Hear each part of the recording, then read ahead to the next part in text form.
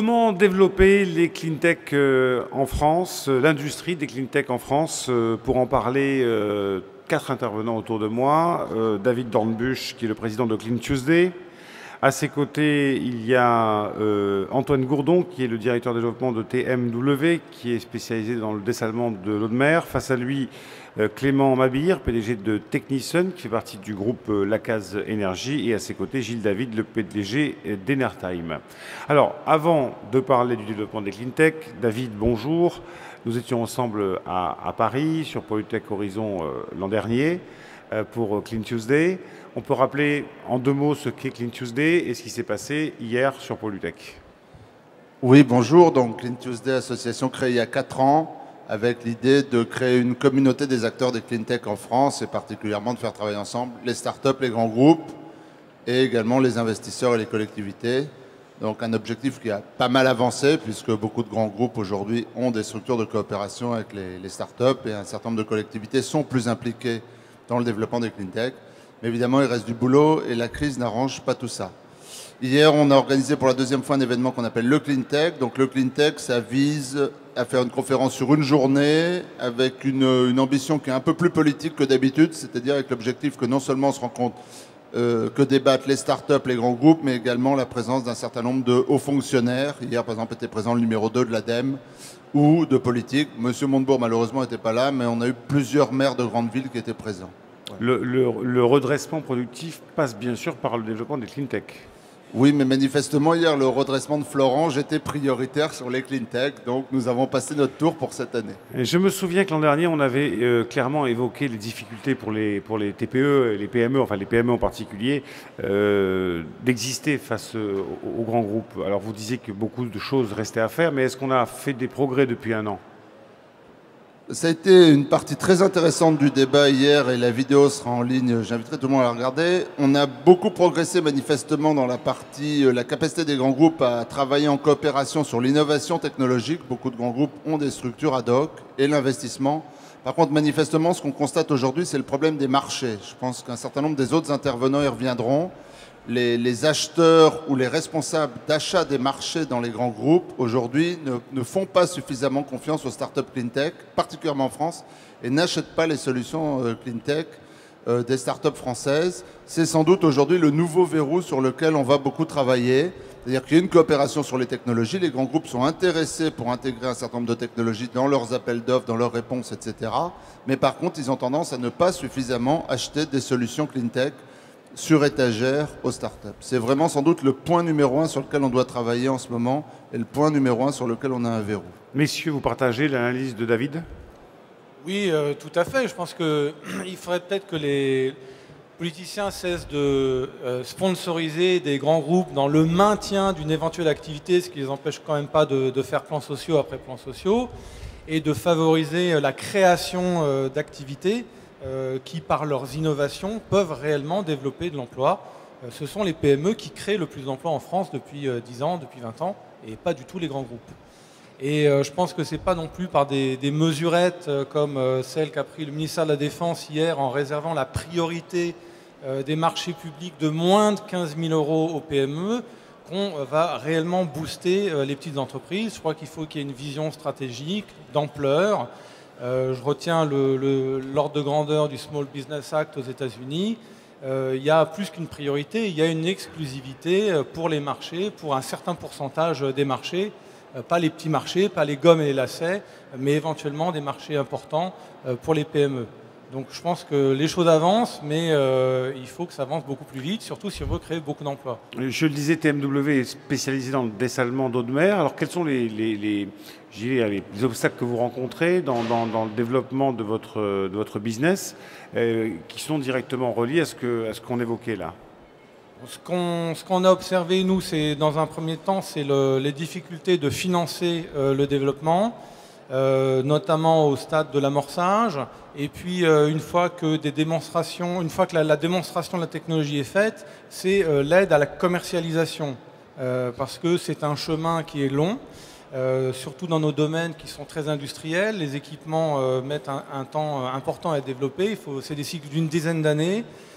Et les cycles d'aide aux EO, ADEME, etc. sont en général sur 2-3 ans. et il y a souvent un oubli de la phase pré-commerciale, notamment des références en France ou un support plus soutenu dans le démarrage de l'exportation. Alors Clément Mabir, vous êtes le PDG de Technician, je disais du groupe Lacaz Énergie. Donc votre société intervient dans le stockage d'énergie dans le tertiaire par la production de générateurs d'énergie et la production de chaleur solaire. Vous faites aussi de l'ingénierie sur les systèmes solaires. D'abord, peut-être une chose, vous créez du solaire thermique. Il y a une différence avec le solaire photovoltaïque? Il y a effectivement une différence fondamentale dans les usages et dans la finalité. L'une des technologies sert à produire de l'électricité et l'autre technologie, celle du marché de l'énergie solaire thermique, permet de produire de la chaleur. Et effectivement, il y a une grande confusion des genres qui est entretenue, y compris par les pouvoirs publics, sur ces deux filières. Les utilisateurs aujourd'hui ont beaucoup de difficultés à savoir quelle technologie utiliser pour leurs usages. Et donc effectivement, aujourd'hui, nous, on intervient sur la conception, la fabrication de capteurs solaires thermiques et l'intégration dans des systèmes complets, alors qui sont aujourd'hui essentiellement utilisés dans le secteur de l'habitat.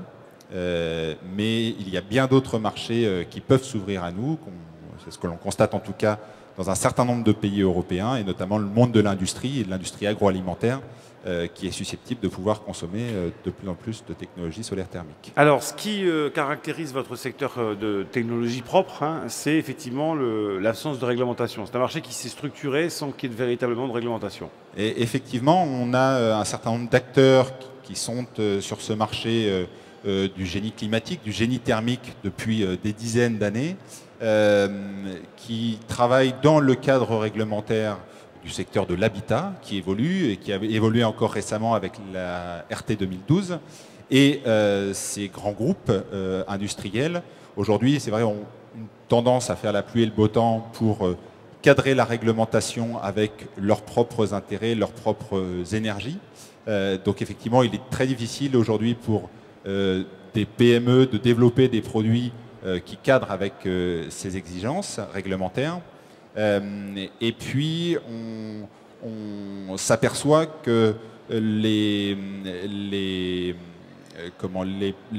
produits aujourd'hui que l'on commercialise ont été longtemps supportés par un certain nombre d'aides fiscales et de subventions. Et les récents changements trimestriels ou semestriels ont une fâcheuse tendance à casser notre marché. Et du coup, il y a un peu de méfiance, parce qu'il y a confusion, disiez-vous, entre le solaire thermique et le solaire photovoltaïque. Il y a un peu de méfiance, finalement. Il y a une méfiance des usagers. En disant que ce marché est un peu instable. Il y a une méfiance des usagers pour plusieurs raisons. La première, c'est qu'effectivement, ils ne comprennent pas à quoi sert cette technologie. Ils ne l'ont pas intégrée dans leur culture. En tout cas, je pense qu'en France, un certain nombre d'utilisateurs n'ont pas intégré l'usage des systèmes solaires, contrairement à l'Allemagne, à l'Autriche ou à la Turquie ou la Grèce, un certain nombre de pays où effectivement on achète un chauffe-eau solaire comme on achète un réfrigérateur. Ce n'est pas le cas en France. Donc effectivement, il y a une vraie confusion des genres dans la tête des usagers. Il y a un certain nombre de contre-références dû à un manque de formation des spécialistes de la mise en œuvre de ces systèmes. Et donc aujourd'hui, c'est un marché qui a eu tendance à décroître, à la fois par manque d'intérêt, mais aussi parce que finalement, la performance économique pour le compte des usagers n'était pas au rendez-vous. La performance énergétique n'était pas au rendez-vous. Et donc effectivement, il y a un certain nombre d'usagers qui aujourd'hui sont déçus. Gilles David, votre société Enertime produit, vous allez me le dire. Oui, alors toujours un peu difficile d'expliquer ce qu'on fait parce voilà. que on fabrique des machines thermodynamiques qui récupèrent la chaleur perdue et font de l'électricité. Dans quel secteur par exemple? En fait, ça touche quasiment tous les secteurs, aussi bien par exemple les incinérateurs, les procédés fortement générateurs de chaleur comme les fours, les hauts fourneaux, les cimenteries, tous les procédés industriels qui ont besoin de chaleur pour en général transformer des matériaux peuvent bénéficier de ces machines. Et donc grâce à ça, on peut produire de l'énergie qui est particulièrement compétitive dans l'absolu. Malheureusement, pour différentes raisons, et qui sont bonnes et mauvaises, en France, l'électricité, pour les industriels, est très bon marché.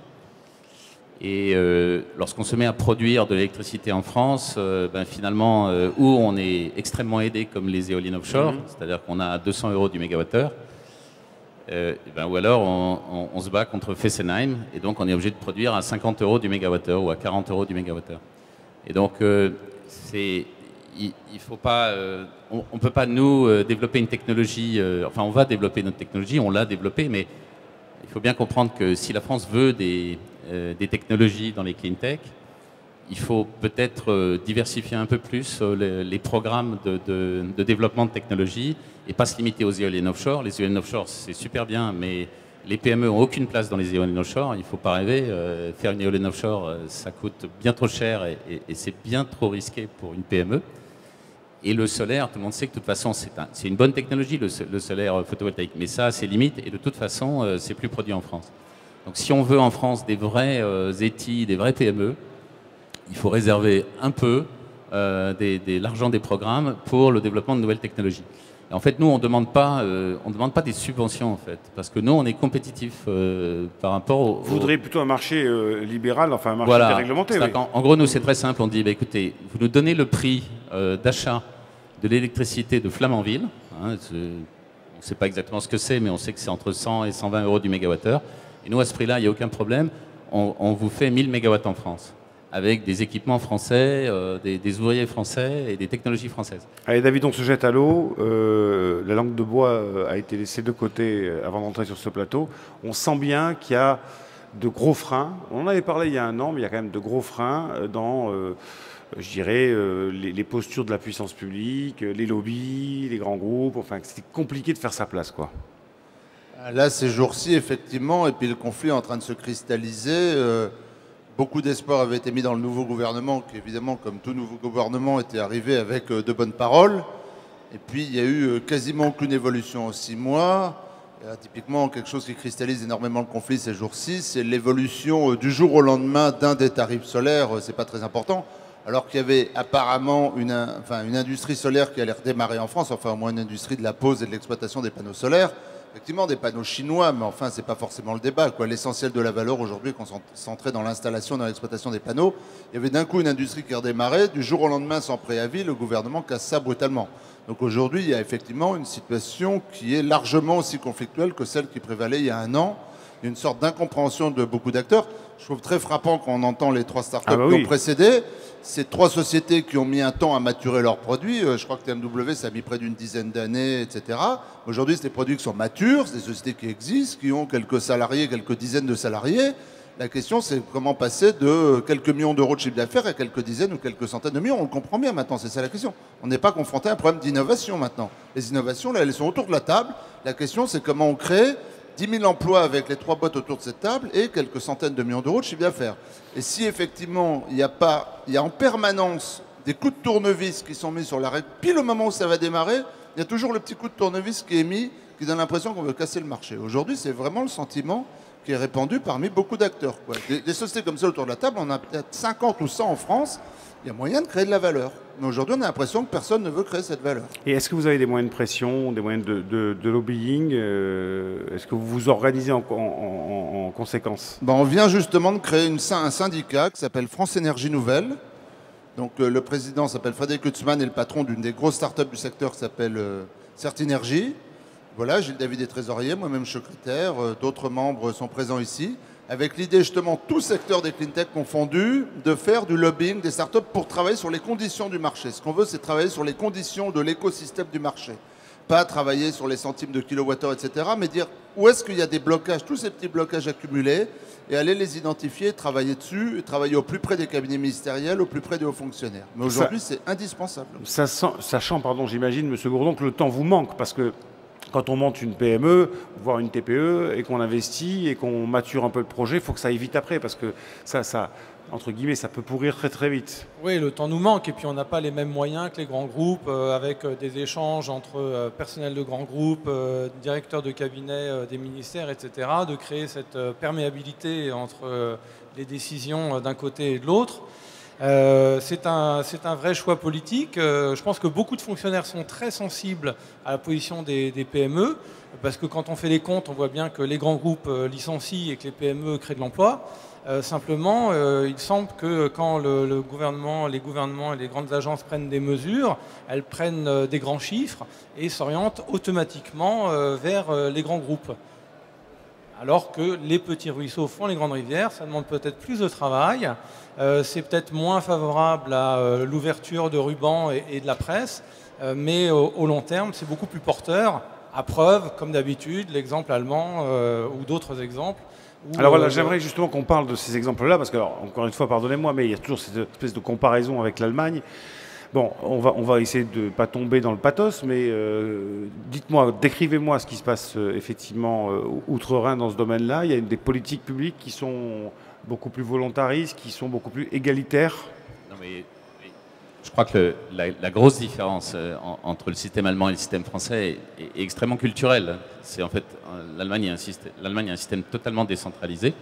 La France a un système totalement centralisé.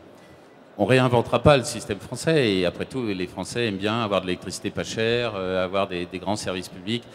C'est pas trop le débat. Mais aujourd'hui, si on veut essayer de créer une vraie industrie des clean tech, il faut de la biodiversité. Et cette biodiversité, si tout se décide à un seul endroit et que le but c'est de faire de la quantité de mégawatts, c'est-à-dire en gros des éoliennes offshore, eh ben, on n'aura pas d'ETI et de PME. En Allemagne, qu'est-ce qui se passe? Chaque ville a sa régie électrique. Donc vous allez à Fribourg, vous avez la régie de Fribourg. Vous allez à Kiel, vous avez la régie de Kiel.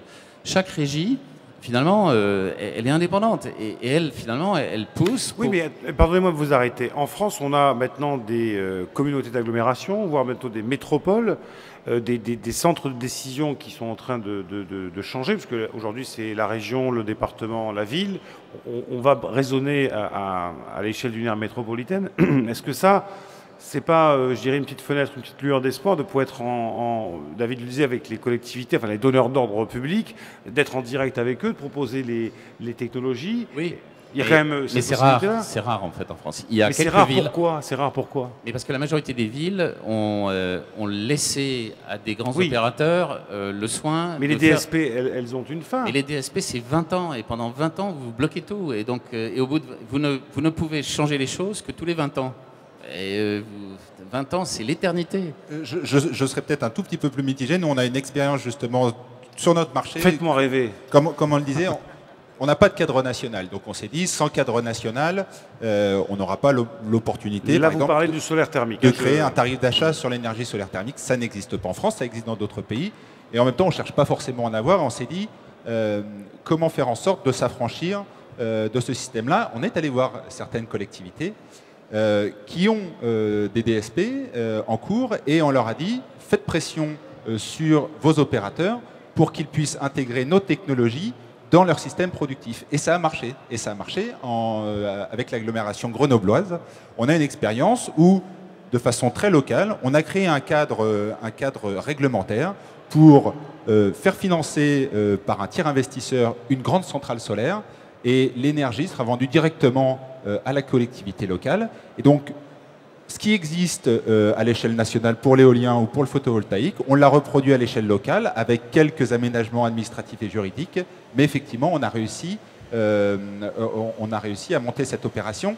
Ceci étant, on a une collectivité qui est extrêmement volontariste, et on a un opérateur qui a effectivement cédé. C'est un excellent exemple.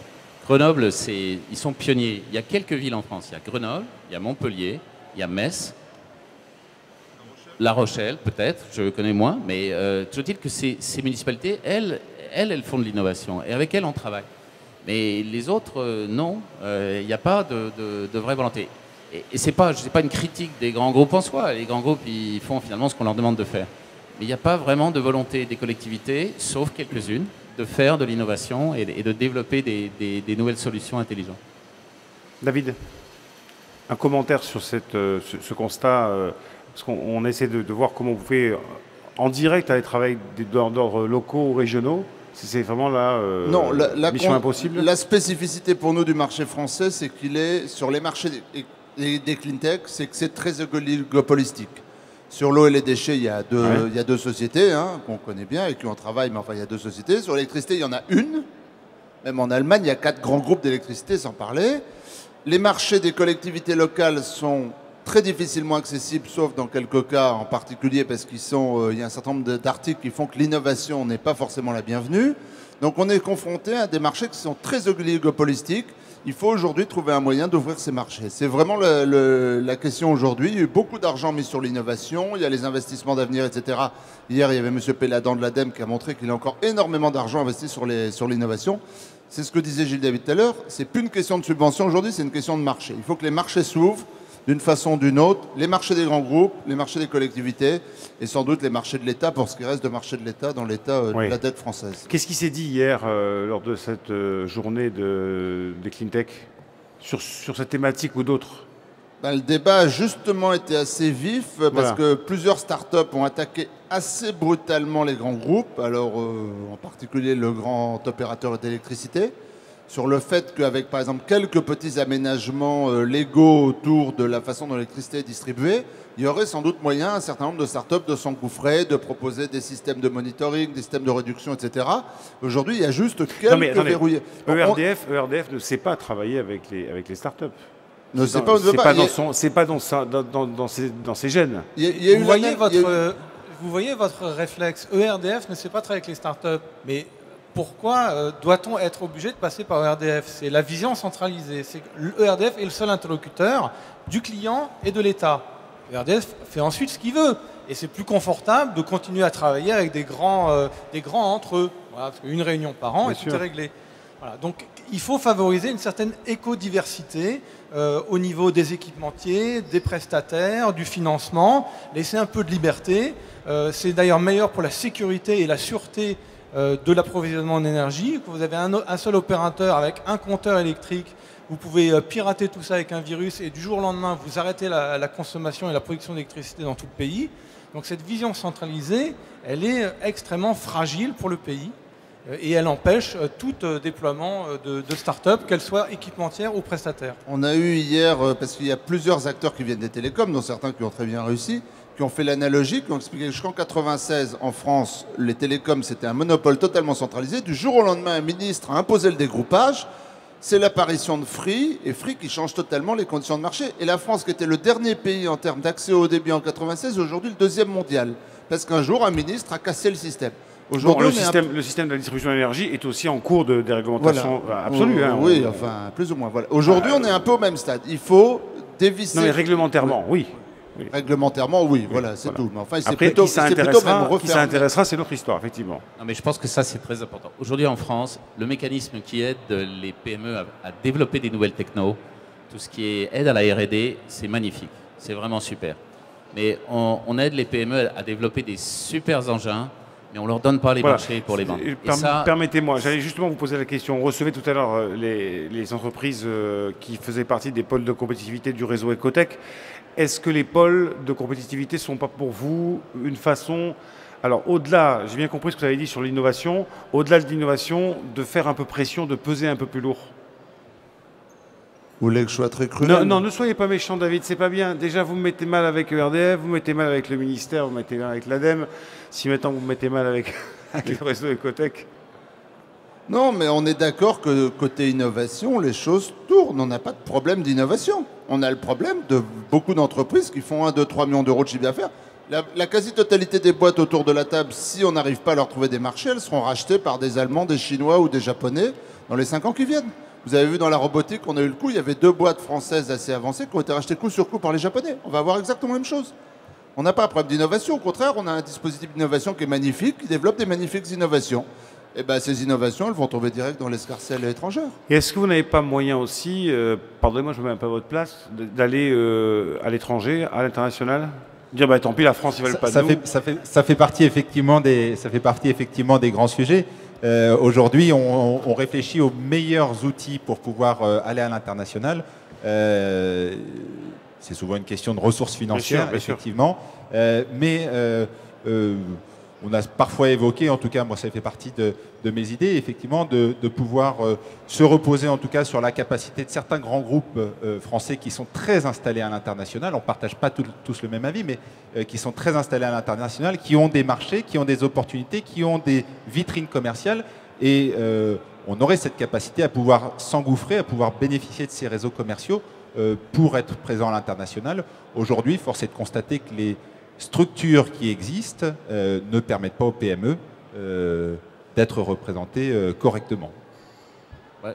Moi, je pense que l'international, d'abord, penser que les PME petits canards suivent les grandes mères canards grosses boîtes qui vont les amener à travers les eaux difficiles de l'export. Déjà, si vous passez la porte de l'aéroport, c'est bien. Ça c'est du rêve, en fait. Je pense que les grands groupes ont leur logique qui est sourde des logiques locales, c'est-à-dire que la filiale locale, elle achète localement, elle ne cherche pas spécialement à promouvoir la technologie française, et c'est normal. D'ailleurs, je ne vois pas pourquoi un groupe international imposerait à ses filiales de travailler avec des PME françaises. Par contre, ce qui est clair, c'est qu'aujourd'hui, il n'existe pas de dialogue avec des filières. Donc les filières verticales, j'y crois pas. Les filières horizontales, j'y crois beaucoup. C'est-à-dire qu'aller ensemble attaquer des marchés, ça, c'est un vrai sens. Et aujourd'hui, on ne le fait pas beaucoup. UbiFrance ne le fait pas vraiment. Et c'est dommage. UbiFrance réfléchit à quelque chose de très vertical. Puis la deuxième chose, c'est que si vous voulez attaquer l'international, il faut que vous ayez des références en France. Moi, j'étais en Chine il y a 3 semaines. Le directeur commercial était au Kenya. On était en Inde. Il y a un potentiel absolument énorme pour nos machines. Parce que dans ces pays-là, l'électricité vaut 2 fois le prix en France. Mais comment voulez-vous expliquer à un client indien ou à un client chinois que finalement, votre machine, vous en avez installé une en France qui marche super bien, mais que finalement, comme il n'y a pas... comme ça intéresse...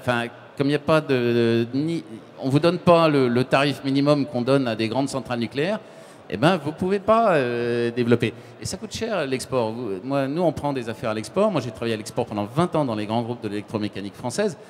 Vous mettez 2-3 ans avant de choper un contrat. Et en 2-3 ans, vous avez le temps de mourir. Hein. C'est pas, Donc moi, je pense que là-dessus aussi, il faut bien que la ministre du Commerce extérieur comprenne que il faut aussi qu'elle fasse pression sur les ministres qui sont en charge du marché français pour dire aidez ces PME à prendre des références en France et vous aurez des PME qui vendront dans le monde entier. Ouais, Nicole Bricq, la boucle se reboucle. D'abord des marchés en France et tout s'ouvrira. Très bien. Messieurs, merci. Bon, c'est un petit peu morose finalement ce contexte, cet environnement, de dire que finalement vous avez beaucoup d'idées, beaucoup d'énergie et que vous travaillez à vous développer en France avec tous les obstacles que vous rencontrez. Mais je ne pense pas que vous allez baisser les bras tout de suite. Et on va inviter toutes les startups Cleantech sur Polytech à adhérer à France Énergie Nouvelle. L'adhésion est à 100 €. Et avec tout ça, on va aller se battre dans les ministères et partout pour développer les marchés. Voilà, tapez France Énergie Nouvelle sur Internet et rejoignez-nous. La révolution est en route. Merci David, merci messieurs. On se retrouve dans un instant. Restez assis quelques secondes. Ils veulent partir parce qu'ils ont d'autres choses à faire sur le salon, ça j'imagine. Restez avec nous dans quelques secondes. Nous remettrons, les trophées justement export des jeunes entreprises avec UbiFrance sur ce plateau. On fait une petite pause et on se retrouve dans 15 minutes. Merci.